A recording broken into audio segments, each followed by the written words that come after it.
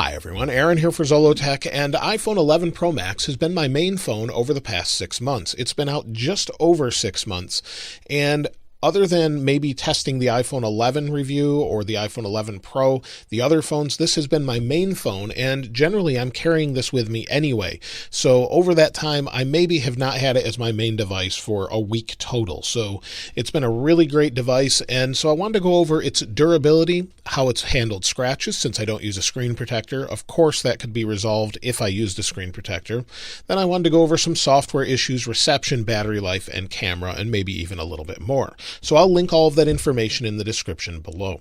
Now, the first thing is durability. Now, I don't use a case generally. Once in a while I do. It depends on the situation I'm in and things like that. But in general, I don't use a case. I've never dropped this except for maybe on a couch or something like that.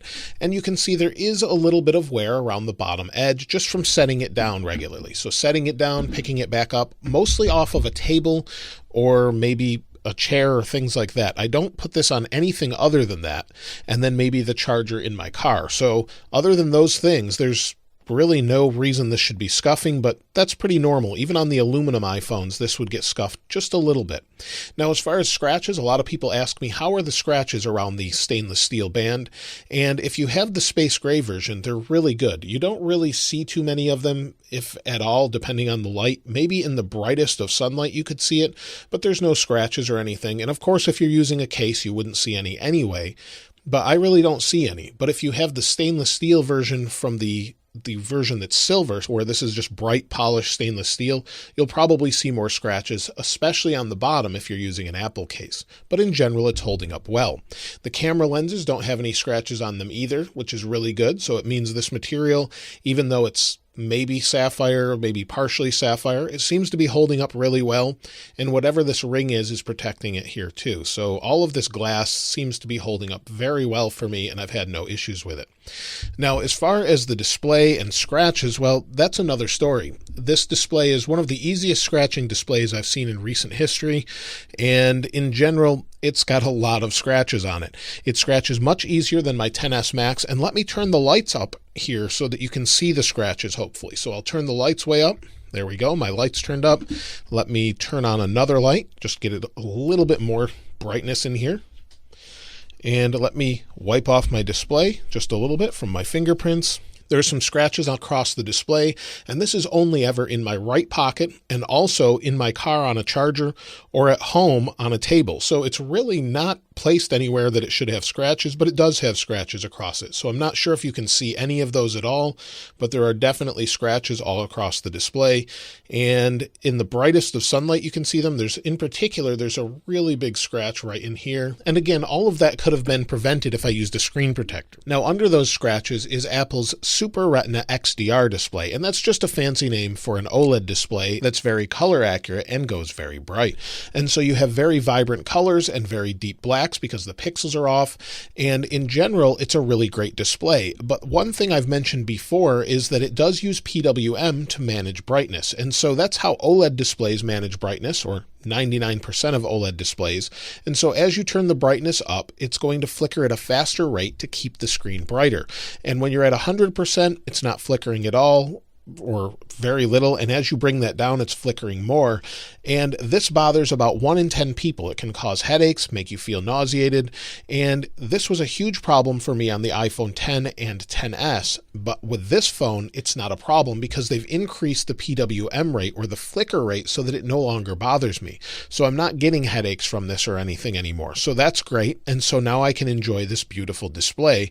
And the nice thing is, this is an HDR display. So if you're watching YouTube videos in HDR, this is my Apple Watch review, which I actually recorded, or the Series 4 Apple Watch review, I recorded in HDR. So you can see 1080p HDR, and you won't be able to see these colors unless you go to the video yourself, but it's very deep blacks with very vibrant colors, and you can see that. And of course, you get to enjoy all that with the great speakers. So the speakers are nice and loud.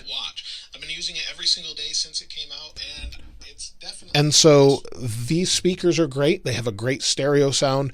And along with that HDR YouTube content, you can watch HDR on Apple TV if you've used, or the TV app. If you've purchased an HDR movie, you'll see it in HDR on this display. So it's super bright, vibrant, and it's a great display. And until something else comes out, maybe micro LED that replaces it and maybe doesn't have that flicker, this is the best iPhone display out there. And thankfully, it's not bothering my eyes. It still will bother some people, but it's an amazing display nonetheless. And it's only rivaled by maybe the Samsung Galaxy S20 Ultra. So at that point, that kind of makes sense since Samsung makes the display for Apple as well. But in general, this is super color accurate and one of the best displays out there for sure. Now, a lot of people want to know, how is the reception on this phone? And reception in general now is fine, but with iOS 13 having as many bugs as it has over the period of time since September to now, up to the latest beta, 13.4.5, the reception has been hit or miss. Right now, it's quite good, and the major issue I had was when I switched from Wi-Fi to cellular, it wasn't working. Apple has since fixed that. I believe with 13.3.1 and beyond, I have had zero issues with that, but there were a lot of people with that problem prior to it, and so switching from Wi-Fi to cellular and then cellular speeds being consistent or not super slow, everything seems to be fixed with 13.4 and beyond. So hopefully it stays that way, and that includes reception as well. Right now I have 2 bars, and the bars are not necessarily the best way to measure reception because Apple can actually tweak the readings for this. So if 2 bars equals a certain decibel rating of signal strength, they could change that so 2 bars means something different in another update.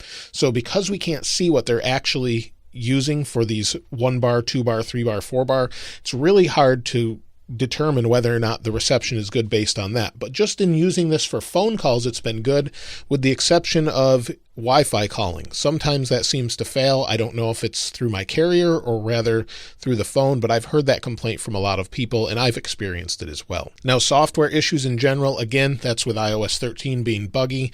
Things like crashing from 3D pressing or haptic pressing and going to things like Bluetooth or other crashes and things definitely have happened a lot with iOS 13. Most of that has been fixed now, 6 months later. It took quite a while, but most of those bugs have been fixed, but not everything. But in general, the software seems to be pretty solid now. It's not terribly exciting, but it does get the job done, and the phone is doing what I need it to do. Now, performance overall for me has been great over this past 6 months. In general, this phone just flies when it's doing something as simple as just scrolling through settings, other than having freezing from the updates themselves. Scrolling and things are super fast and smooth. Going into things like music is nice and fast. Or just scrolling, opening the camera, it's nice and quick, and I really never experience a slowdown. That's in comparison to my Mac Pro that has 16 CPU cores. This doesn't have that many, and it's just as fast or faster in many things. So I have no complaints about the speed, and if they kept this processor for a couple of years and just bumped up the RAM, I'd have no issues. Now, as far as battery life, well, that's probably the best thing about this phone compared to the previous iPhones. It has nearly 4,000 milliamp hours of battery, and the battery life over time has been really good. So if I go into battery, and then we wait for it to load, and my battery is at, well, it just dropped to 99% battery health. So after over 6 months, it's finally down, and I do charge this every night, and some people see this change over time, and that's what happens with lithium-ion batteries. So they go down or degrade over time, and that's just something that happens over their life cycle. And depending on how you use it, how often you're cycling the battery, charging it, bringing it back down, charging it again, that will just change. And so you'll see here's the normal charge level. Yesterday or 2 days ago, I had 5 hours and 9 minutes of screen on time, 2 hours and 18 minutes of screen off time, and I used about 60 to 70% of my battery. And so 10 to 12 hours on an iPhone 11 Pro Max is not unlikely. So using this all day long, going home, putting it on the charger at night is what I normally do on a wireless charger. I'll charge it and it'll be at about 50% usually. Sometimes more, sometimes less. It just depends on how much I use it, and it seems to get through the day no problem. So battery life on this is phenomenal, and once battery health drops to 80%, then I would change the battery. Otherwise, it's been great, and so I've had no issues whatsoever. It's been holding up really well, and battery is much better than other iPhones, and you can even bump this up with a case as well. So if you have the Apple battery case, you can almost get another about half to double the battery capacity when you're using that. So if you need it on the go, it's ready to go, and it works really well. Now, finally, the camera is phenomenal. It's something I really like and appreciate in this phone. In fact, I've used it for multiple videos outside, whether it be the iPhone 11, 11 Pro, or the Pro Max. as far as the cameras, that's probably the best thing about this. It's consistent when you use it for video. So if I'm using it for video and recording, I can use it on the go. You'll see it on many talk shows now because people don't have setups at home. So you just hit video, record, and now you're recording with the rear camera. And even if you're not using an external microphone, like I'm not right now, you don't hear it through my mic, it sounds pretty good. If I switch back, there is definitely a difference with the microphone itself, but in general, it's a very usable camera, especially in outdoor light or very bright light.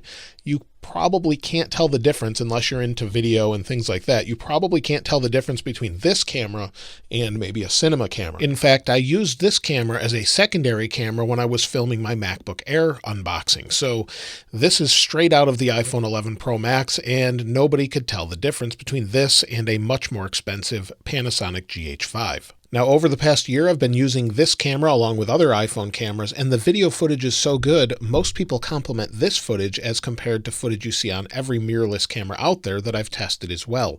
So this has an amazing camera, and it's definitely something I can recommend for most people. So that's it for the iPhone 11 Pro Max. It's been great over the past 6 months. I'll continue to use it until the next iPhone comes out, the iPhone 12 or whatever they're going to call it.